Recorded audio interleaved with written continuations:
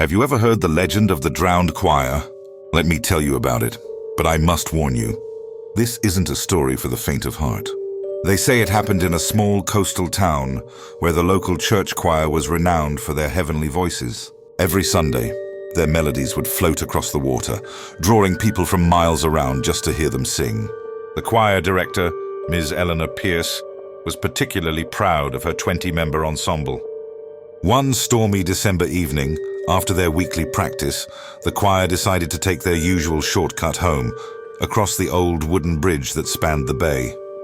They'd done it countless times before. The wind was howling that night, they say, and the rain was coming down in sheets. What happened next? Well, witnesses claim they heard singing. Yes, singing, even as the storm raged. The choir, led by Ms. Pierce, was harmonizing their favorite hymn as they crossed. But then came the crack. The ancient support beams, weakened by decades of saltwater and storms, finally gave way. 21 voices, once raised in perfect harmony, were suddenly silenced by the dark, churning waters below. But here's where the story takes a truly chilling turn. To this day, locals swear that on stormy nights, when the wind whips just right across the bay, you can hear them. Not screams, mind you, singing. Perfect, harmonious singing, rising from beneath the waves. Fishermen have reported seeing dark figures standing in formation on the seafloor, their robes swaying in the current. Some say they've seen Ms. Pierce, still conducting, her movements slow and graceful in the deep. The most terrifying part: those who hear the underwater choir feel an inexplicable urge to join them.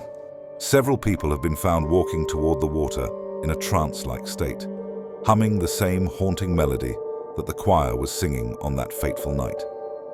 The old bridge was never rebuilt. The townsfolk say it's better that way, better to let the drowned choir rest.